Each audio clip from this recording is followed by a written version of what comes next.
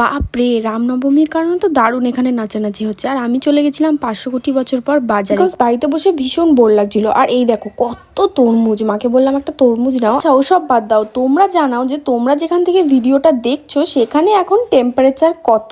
আমাদের এখানে তো ভীষণ গরম, মানে 40 ক্রস করবে ভাব। এরপর মনে হচ্ছে গায়ে ফোসকাই পড়বে। যাই হোক, আমার এই ওয়ান অ্যান্ড অনলি ব্যাগটা ছিঁড়ে গেছিল, তাই ওকেও একটু সাজুগুজু করাতে নিয়ে গেছিলাম। তারপরে চলে গেছিলাম অ্যাপোলো ফার্মেসি। অনেক কিছু দেখলাম, অনেক শ্যাম্পু, ফেস ওয়াশ, তার সাথে সাথে এসির হাওয়াও খেলাম। এই চকলেটস গুলোতে লোভও দিলাম না, শুধু এগুলোই করিনি, কিছু কিনেওছি, মানে ওই 2টো ফেস ওয়াশ। আর একটা গ্রোসারি শপে গিয়েও অনেক কিছু শপিং করলাম। এই আটা নুডলসটা কিনেছি, আর এর সাথে এই স্পুনটা ফ্রি দিয়েছে। জানো তো, যখন হোটেল ম্যানেজমেন্ট পড়তাম তখন আমাদের এরকম ভ্যারাইটিস অফ স্পুনের নেমস গুলো পড়তে হতো। এই স্পুনটাকে নর্মালি স্যালাড স্পুনই বলে আই থিঙ্ক। কাল তোমাদের সাথে আটা নুডলসের রেসিপি শেয়ার করবো। সবাই কিন্তু অবশ্যই গরমে সাবধানে থেকো। টাটা।